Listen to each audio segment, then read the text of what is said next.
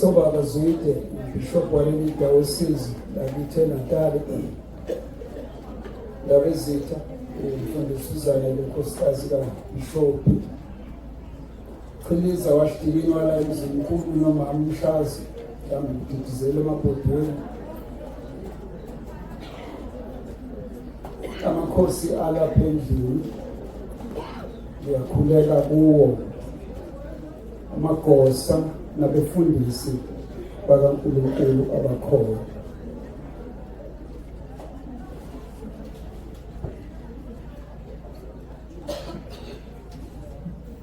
Ngixolele ngikuhle lento yami ngafuna ngiyakaza.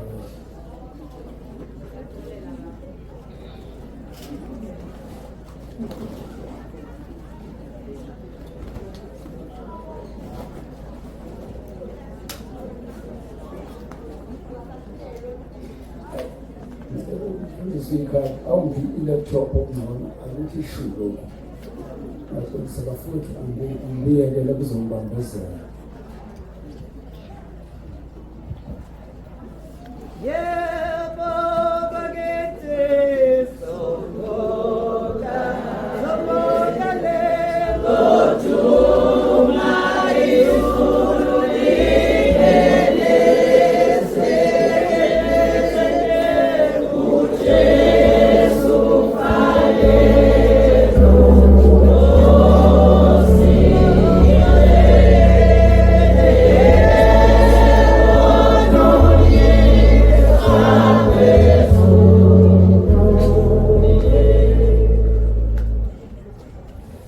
namhlanje bafowethu impela igagcele sokuyeni ithi sonke empilweni yaleli ibandla ngoba njengoba kulokushiwo eqaleni sikhupha iminyaka 150 kusukela leli parish lasunguleka kade ngicabanga ngisuka khona ukuthi awu leli parish lincane njengeminyaka ewu5 kudayosisi lakwaZulu eqaleni ngo-1870 ngakho lidala leli parish kakhulu.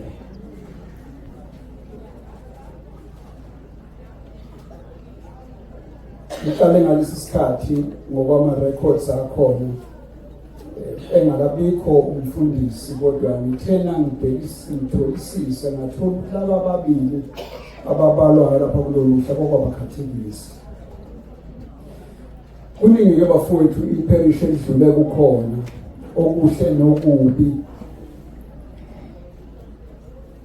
kuyo yonke leminyaka e-150 akusho ukuthi bekukuhle kuphela bekubuye futhi kungabi kuhle ibe nzima indlela. Amabandla-ke ayadlula ekhathini enjalo kodwa ayagcinwa kakhulukazi ukukholwa. Ngithokozile nangibona within kukhona into ethi faith ngoba ibandla ligcinwa yikhona ukukholwa ikakhulukazi ukukholwa olubandile ibandla for iminyaka le-150. Ekungelula indlela ehanjwayo ayikho lula njalo. Ngicabanga bakhuluma ngalezi zikhathi ezibanzile empilweni yomuntu nje jikelele abalokhu engoma ethandwayo uNahum Tate noNicholas Brady nabethi through all the changing scenes of life in trouble and in joy the praises of my God shall still my heart and tongue employ. Kodwa elinye igugu i-heritage leli parish nalo lokuthi kule minyaka eminingi likhona futhi ledlule kwedlule kukho enye into ebisuke ilekelela ey'bone ezinjalo kukhona bokukhona abefundisi abalisebenzile kuyo yonke le minyaka. Ingcebo zenkosi ezedlule lapho ukwehlukana kwazo adeshe uMam Caroline khona manje khona ekwenzile emshikashikeni okuthunywa iparish elibandakanya kuwo okuthunywa bebandla. Ukukhona nje komholo umfundisi ebandleni kusho into enkulu futhi nalo ibandla leyama kakhulu ebuholini bakhe umfundisi. Mawubhekisisa uhla wefundisi abagcotshiwe ababegcotshelwe upriesti ebandleni ababeke babheka leli bandla kusukela kumfundisi uH. Callaway kuze kufike kubaba uKhondo manje oseselusele libandla uthi na ubabala bonke abefundisi abapristi uthola inamba ethi 22 abapristi asebake balisa leli bandla. Yebo phakathi kwabo kukhona abakhathekisa ababili umnumzana uR Stewart kanye nomzee E.H. Booker. Ukuphawulekayo ngoStewart ukuthi uthe noma esekhona uCallaway ngeminyaka ekhonjwayo wayekhona njengomkhathekisi waze wayeka ngo-1879. Abakhathekisi ibona bebephathi ibandla. Ngicabanga ukuthi lokhu kubalulekile ukuthi singedluli kukho kalula. Yiba bebehlala nebandla balifundise izinto zokholo. Laba feza out ibandla kudala. Ababili abebesekhona nakusebeshonile awuthi bekwangokugcina mangenzi iphutha. Bekuba baka James Hlongwa oseneminyaka lemibala eshonile ubelapha ya eperishini eSt Andrews kanye nobaba uVezi obekade esemlazi. Namhlanje esigubha leminyaka yalesi sifunda umpriest esidala. Ngithanda ukuthi ngithatha ithuba nami ningathi mhlambe sike sahlangana nomama uCaroline azange siye sihlangane futhi kokuya ngisezikusho ngoba ukushilo kahle kakhulu. Kodwa bengifisa nami ngithatha ithuba kube khona engikushoyo ngomfundisi asemshilo ngokubeka sinike summary ngezinto abazenza lapha. Wahlala iminyaka e-11 from 1912 to 1923 umfundisi uWalter Fraser Daniel Mzambe. Mina khona ukukholela njengabanye abefundisi mkhulu kakhulu umsebenzi awenza. Kodwa bengifuna-ke mina ukuthi ngokunyise ngihlolo uMamKaroline. Ngithathe kancane emuva emndenini avela kuwo ubaba uWalter. Umndeni wakwamzamo udabuke eMpumalanga Koloni endaweni okuthiwa iWillow Vale. uDaniel Mzamo owuyise kaWalter wagcotshelwa ubudiakhoni uBishop Nathaniel James Merriman waseGrahamstown ngo-1877 uyise kaMzamo lowayela ekhaya. Kuyavela ukuthi ubhungane lomdala wakwasebenza eMonti naseBhayi emva kokugcotshwa kwakhe. Ngesikhathi eselapha eMpumalanga Koloni kuyacaca ukuthi wabe umfundisi wayewuthanda umsebenzi wakhe futhi elihlonipha nobizo lokufundisa.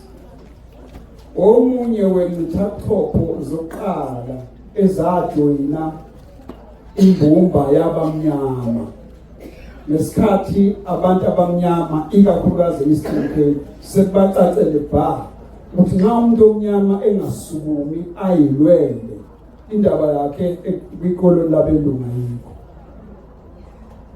Waba-ke ingxenye yalama-intellectuals. Kodwa umqondo wakhe ubaba uMzamo uKhehle uMzamo umdala uyabona ukuthi he was a progressive thinker. Angifuni ukunamathela kakhulu-ke kodwa kuye wayethanda inqubekela phambili. Kule mbumba abamnyama waye-executive committee yakhona. Isungulwe ngomhla ka-26 January ngo-1882 eBhayi.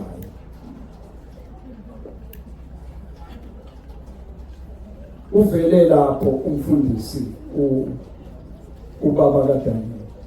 Kukhona indaba emnandi exoxwayo uAshley Wigman wayesebenza naye. Wathi mayeqeda ukugcotshwa usehlangana nomfundisi wasePentecostal. Usethi lo mfundisi uze wagcotshwa nje hadele kubalike ngani khona ukugcotshwa. Kuthiwa waphula mayexoxa uAshley Wigman wasePE ndaba wayephila ngaleso sikhathi. Uthi yave siyasuka lensizwe yabeka manje. Yabeka itshe elikhulu phambili. Yayisibeka amancane-ke amancane alandelanayo wayesephinde gcina ngelikhulu emuva.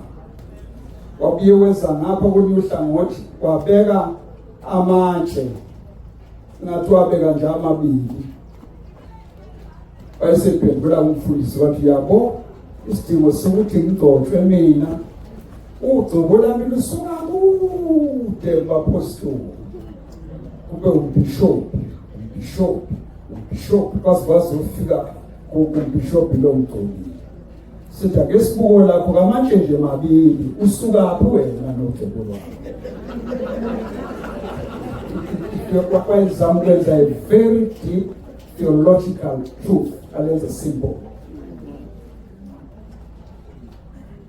bafowethu ukutheke ekuhambeni kwesikhathi esewudiyakhona wasesuka eBhayi wenyuka weza lapha eNatali esewudiyakhona akakaxoxela upriest kodwa kuyacaca ukuthi efikeni kwakho laseNatali kwaye ngakuxoxela upriest bebandla lasesheshi ngoba umlando uveza ukuthi kuze kwaba unyaka ka-1892 axoxela ngayo upriest. Lokhu kukhomba ukuthi wahlala eUdiyakhoni for 15 years kwayimali egcotshwayo. Ugcotshwa lapha eNatali uyena mfundisi wokuqala umpriest omnyama owaba khona. Ngoba abaphumelelanga laba babili okuthe ngo-1871 kunye synod eMaritzburg. Kwasukuma uDr. Callaway wayeseSt Andrews kanye no-Dean uGreen basukuma kuleyo synod bacelela insizwe ezimbili uWilliam Gcwensa noMpengula Mbanda ukuthi bagcotshwe. Babecelelwa ngoba babemnyama ebandleni elimhlophe. Kwavunywa bagcotshwa-ke baba abadiyakhona zange kodwa abapriest baze bayifela. Ubaba uMzamo-ke uthena esegcotshiwe-ke wayesenza umsebenzi we-evangelism laphaya ephumene ne-same faith. Akho umfundisi wokuqala omnyama owagcotshwa oyigugu owasivezela wasikhulisela leli gugu esilikhumbula lapha ubaba uWelsham.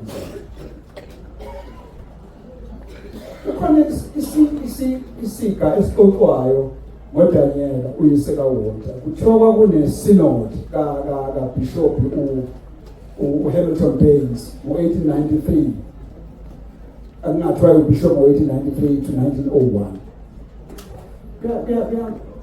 Angazi nokuyithusa nokuyamangazela ukuthi ngisho yayikhona kuthiwa i-Anglo-Boer War kodwa ibandla lalisakwazi ukuhlangana kwi-synod ngoba isikhathi se-Anglo-Boer War lena siningiziphula. Sekuvela-ke le-synod yayiseThekwini kaBishop Baines. Uthe iphakathi le-synod kwavela udaba olubucayi olalukhulunywa lapha olaliphatha indaba ukuthi bayadakwa abantu eThekwini.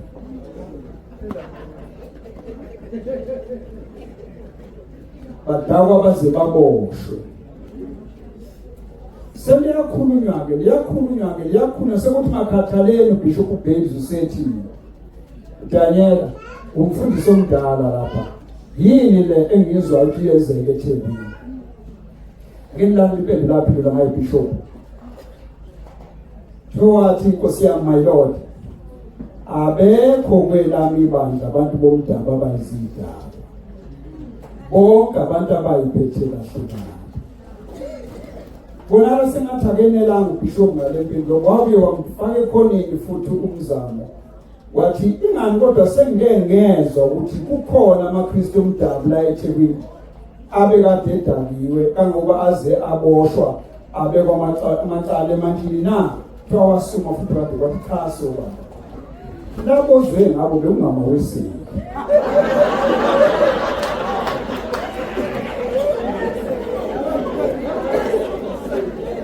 Ubhala le story ukwasithini weekline uthi kwahle kwanjengoba usele so uthi khona wathi ukuthi ngabe bahlekana akazanga angazi ezwide ngoba mina ngikhathi zenu kwakukhona into ekuphuza amasheshi ngidakwa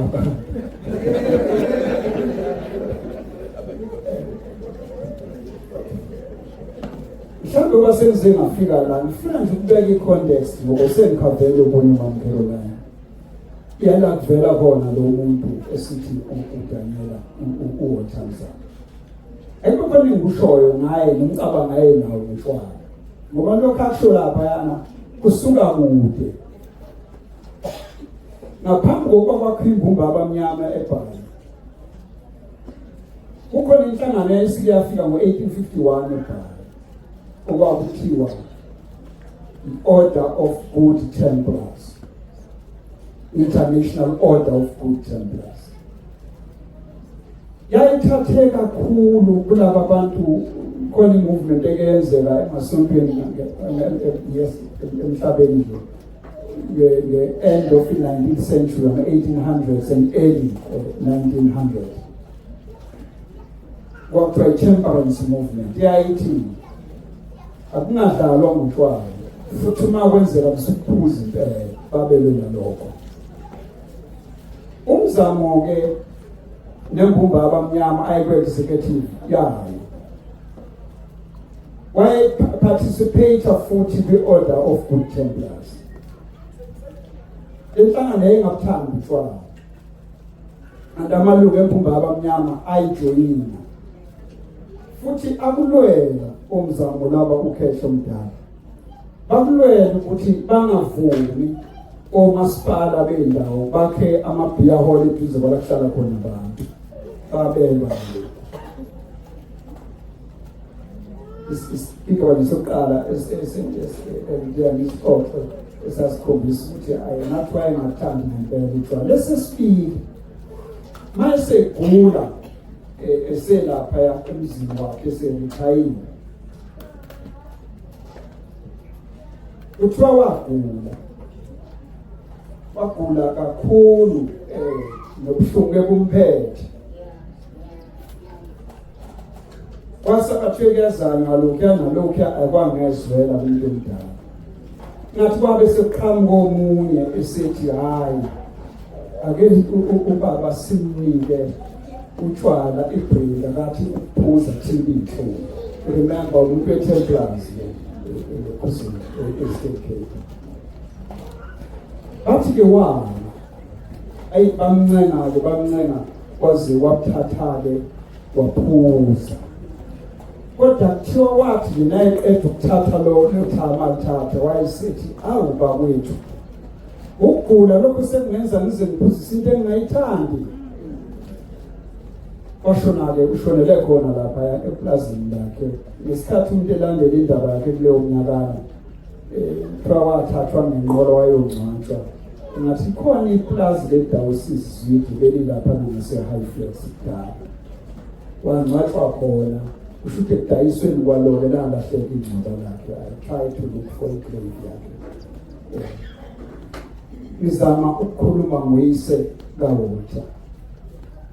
Ngesikhathi esebenziseni faith kuyacaca ukuthi wayesebenza ebandleni limthanda naye emthanda.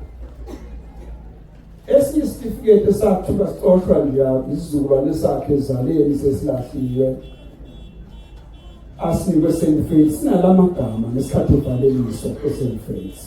Ngicela ukusifunda sithi thina malunga ofaith ongcwele sifisa ukuzwalisa ukudalwa kwethu okukhulu ngokuhamba kwakho kithi.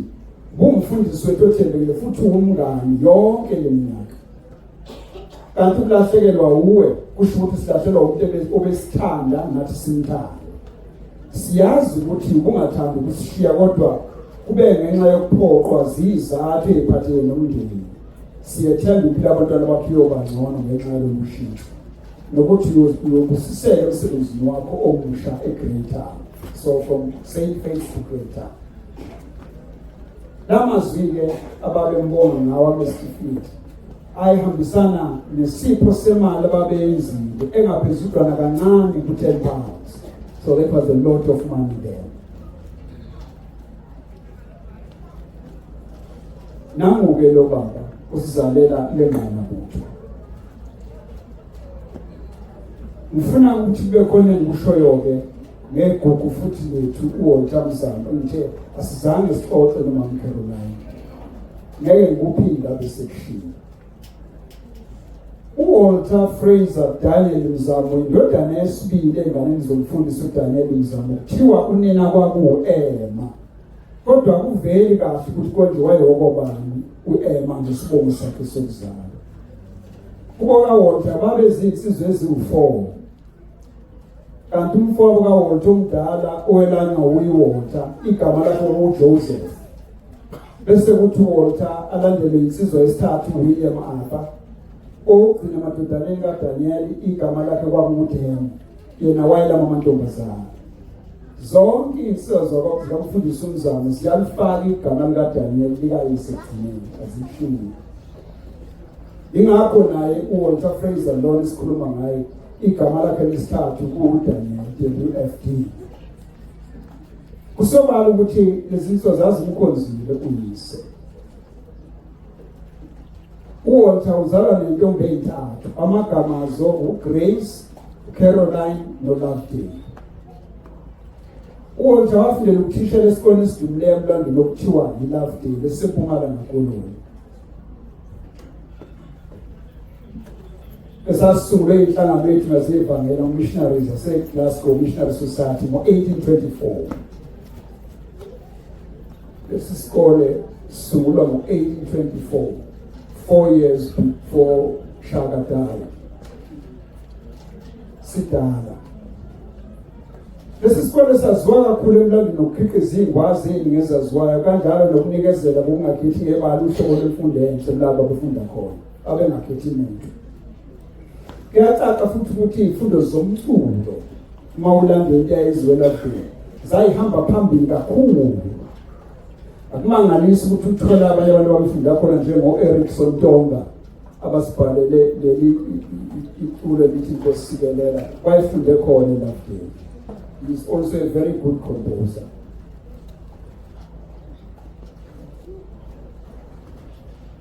Enye into eyigcizelelo eLovedale la ifunda khona uMzamo uy'fundo zezenkolo.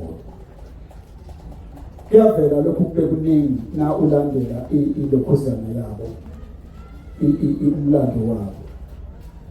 Lesi sikole sasiphethwe uStewart ngalesi sikhathi kwaba umphathi wesibili emva kokusungula waso uEdward Govan.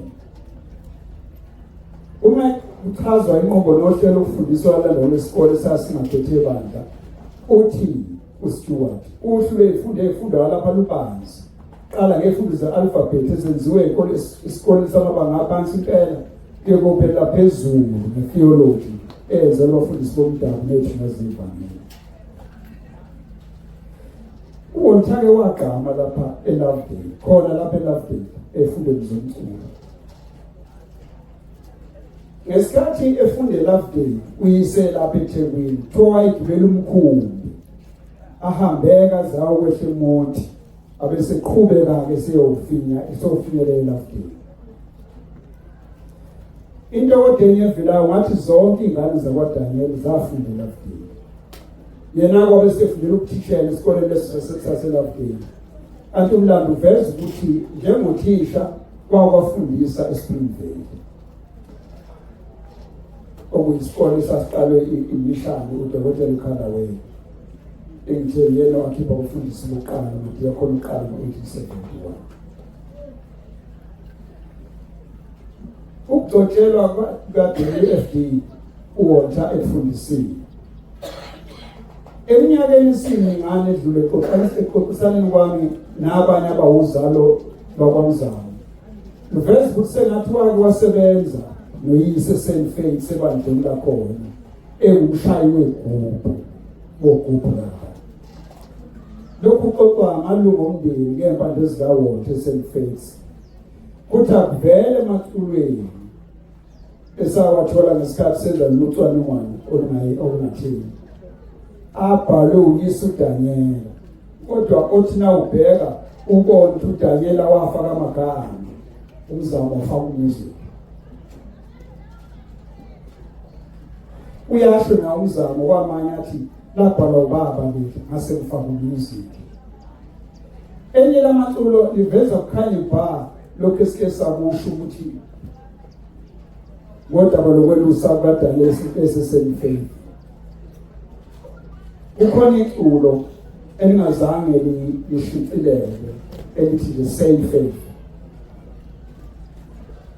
Kanti akhona futhi nakulawa shicilelo amaculo ozothi na ubheka ishuri ithi same faith. So baba kwawabhala esela. Kodwa khona elinye iculo elingazange lishicilele unamagama athi labhalwa uyena uKhehla. Bona laba bebafaka umculo besedlala iorgani udadewabo omdala kaWalter noWalter. Lendlela iculo bahlangene namhla eSelface unozala wabantu bethu unozala wamabandla ethu yena manonke basasele nivikele kumankentshana noma ihlephuhlephula ngenkulumo efekisayo isacondozolele ibandla isayiphethe indwangu yayo. Bahlangene abomuzi omdala unozala wethu eThekwini yena mani nabasekhona unozala wethu eMtateni simvikele umzali wethu umankentshana namabhubesi vikelani umzali wethu embisini namabhubesi. Ngathi ngabi yena yedwa engane zikaDaniela owasebenza noyise umzali ngoba kuyavela nabanye abantwana babethanda ukusebenza ndawonye. Kodwa la eSelface kwavelela kakhulu uWalter noGrace ngoba kuthiwa bobabili izingane zikaDaniela zazikwazi ukudlala iorgani zidlaleke lapha esontweni likaYise. Kulapho umzamo aqale khona ukukhombisa isiphiwo esimangalisayo ekubhaleni amaculo. Imbhalo yakhe ayenze ngesandla sakhe uqobo esekhona namhla ade ngihleba nje Bishop ukuthi ukhona engayithola imbhalo yakhe yesandla kodwa ke umuntu agcine ihambisile kuma-archives ayibhale nje ngesandla. Okunye amanye amaculo lawa akhona eculweni esawabhale ngesandla akho ama-documents abaluleke kakhulu lawo. Akuvelele kakhulu ke lapha wayekhalphele ngempela umculo wayekwazi ukufunda lokho kuthiwa yi-tonic solfa do re mi fa so wayekwazi ukufunda kodwa futhi ekwazi nokufunda i-staff notation izagila adlale. Njengoba ibhala umculo ngalesikhathi lapho wafyatshelwa kuphela lokho kwakusuke kuhunyishiwe kwesinye isikhathi okuvela olunye lwesingisi church music bhala usobaba kade khuluma lapha ekuseni ekhuluma nge-value of teaching in music, in church music okuyihipnotism. Laba bantu bakwamzana they contributed enormously to Zulu hymnody. Let's say in these prophets. Nalamaculo abasifaneleyo. Amanyawo sisawahlabelele. uWalter ugcotshele umfundisi minyaka 1899 emva kokuba kade esebenze njengothisha khona beLespringville laseXhopo. Emva kokugcotshwa kwakhe-ke kuyavethwa kwasebenza eMnambithi ngaphambi ezilapha eNqandeni. Angisezuyilanda izinka eziwu-2 ukuze ngonke isikhathi akhulume ngazo uMamKaroline uqhamuka kweculo sengiphila lapha manje sengize ngaba nje kodwa mhlawumbe nga-edokodwa from a theological standpoint. Ibandla lifundisa ukuthi uma sihlangene kwimass esidlweni senkosi we are not alone. Nansi indawana lapha ethi ngakho ngaye sihlangene nobani ney'ngelosi ney'khuluzazi nebandla lonke lasezulwini. When we come to celebrate mass together, we are not alone. The militant church, you and me, and the church triumphant, isuke sebendawonye. Ayikho bafowethu imbuzi nenkukhu nenkomo ekwazi ukuhlanganisela umhlathi emibili umzimba kaJesu negazi lakhe kuphela.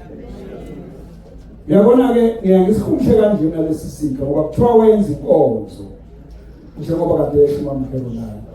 Ngibonile ukuthi awusenalishintsha i-altar.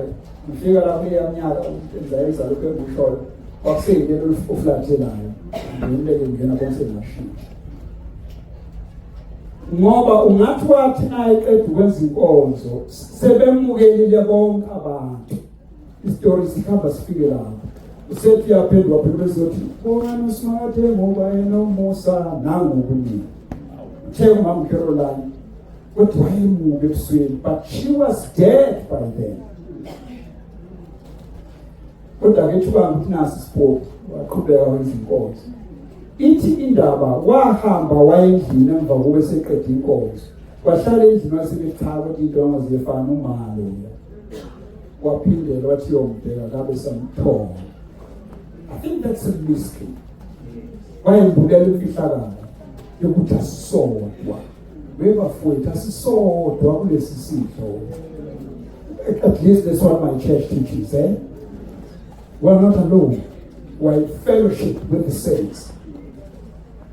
Kuyagcizelela ke lokhu kimi. Angikhumbuli noma uMamkhelo ufile lapho la ethe khona ubebhalela incwadi kuthiwa kaye ufile aye St Andrews. Umulandelisisa izinto uthola ukuthi into ayimenza sabe ukuya St Andrews. Ukuthi lelo bandla akaze nje lapha umuntu onesikhundla esifana nesami. Njengoba kuzoqala yena. Lokho kwamenza-ke abe. Kodwa emva kwalokhu uNkulunkulu emconfronte ngesitho uyabona ukuthi uNkulunkulu uyazi umama siyabesaba. Akabanga indaba ukuthi uBishop utheni wala kodwa mayisebona unina esidlweni celebrate mass kwayisithi uNkulunkulu ufika ufuna ngahambe ngiye ekhosini eSpringvale. Ufike khona ngo-1925 uHadela. Uthe uMamkhelo Caroline kwakuyimbongo. Yes. Imbongo ifike ibuke into abesiyihumusha. Umehluko kuyena ukuthi befika ibukile bese ihumsha ngokholo lwakhe. Yike sengiphi lapha manje. Athi esixoxela ngalokho umama uCaroline.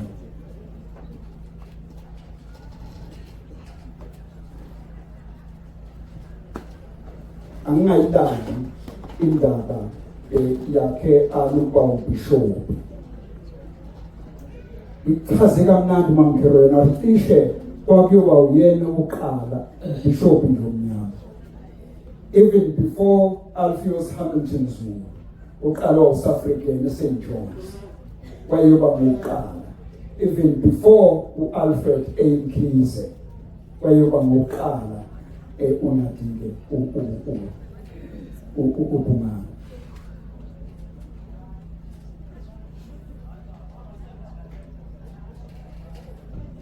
Angifike ke futhi ke ngoba uyixoxile umama uCaroline. Bekungena ngitheka ensukwini. uSouth African Bishop wagcotshwa ngaleso sikhathi. uAshton waseshowe. Umfundisi uFred Roch azibiza kahle igama lakhe. Uvenerable Fred. Wathatha eshowe ukuthi wayiyobe test ubizo kaNkulunkulu nawo lesizwe ambaza abantu ababekhona. Kodwa kwathi ngathathwe yona lesizwe yomlungu. Bishop South African walapha eNatal. Ngaphandle kokuba itheology ngesikhathi sapota akubonakalisa nemfundiso enqobo. Bafowethu. Kade sihlabela ngesidlo iClinton fanele. You see the theology that is there. Kungisa babili lesinto ngalo ithulo ngena bani ngena no bafowethu. Let me show you see that. We don't just see anything this way. We don't.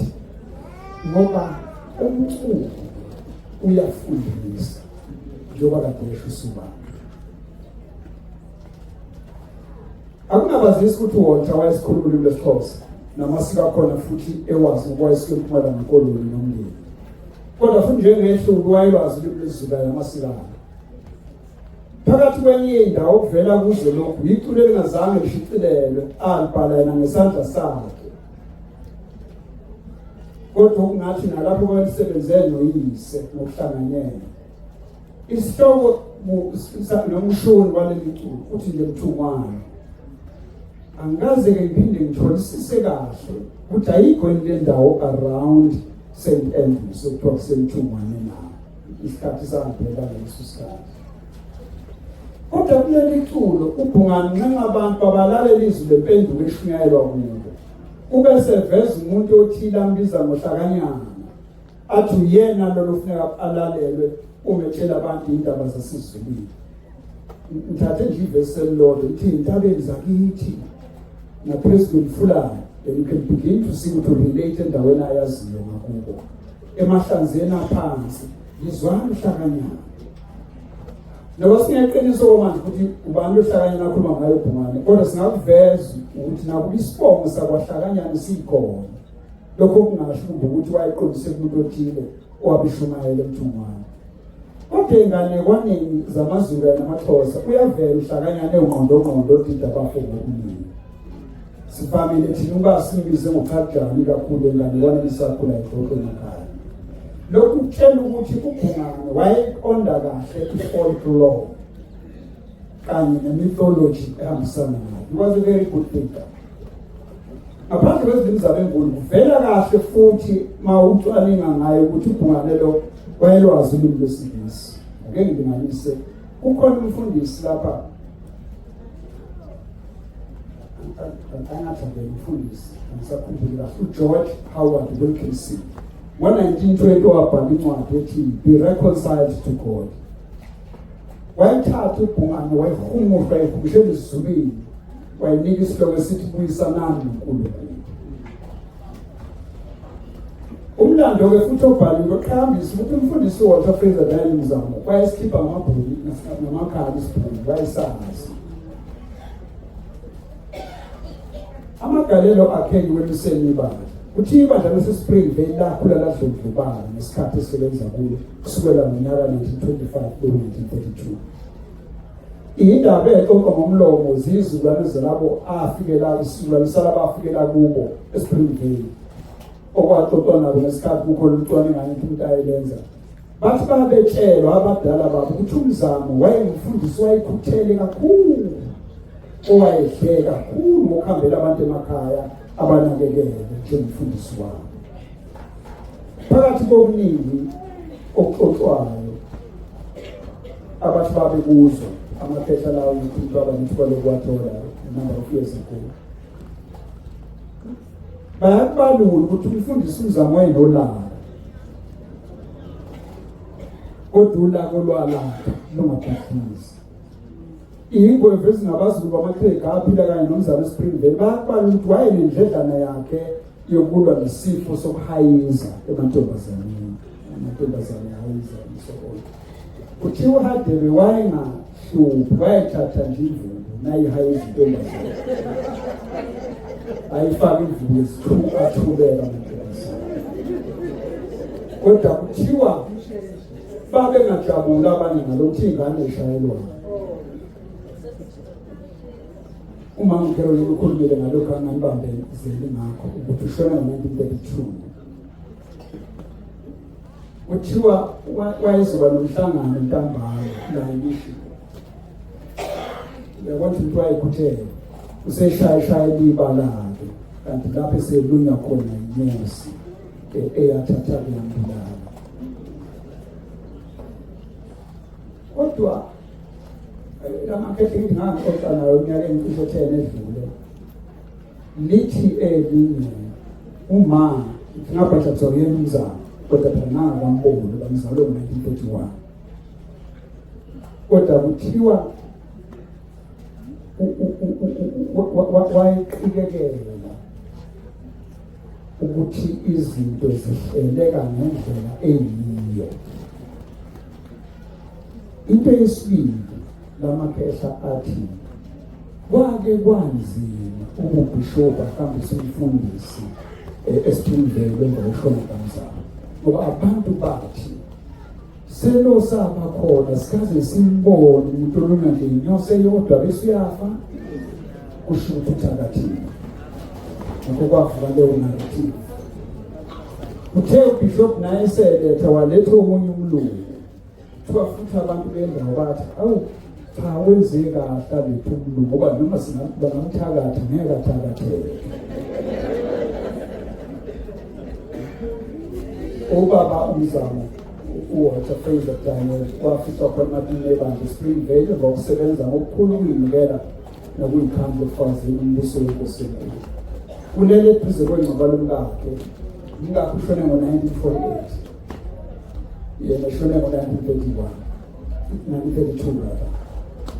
Kulele eduze komkakhe, ize yawafika esiphethweni impilo yakhe kusobala, wayelokhu efakaze njalo, efakazela ukukhanya kwevangeli alo bengakho kunela maculo akhe awashiyeni ibandla acula ngo-Ephifani elithi umnyama buyadlula kwabahlezi kukho abangazi ukukhanya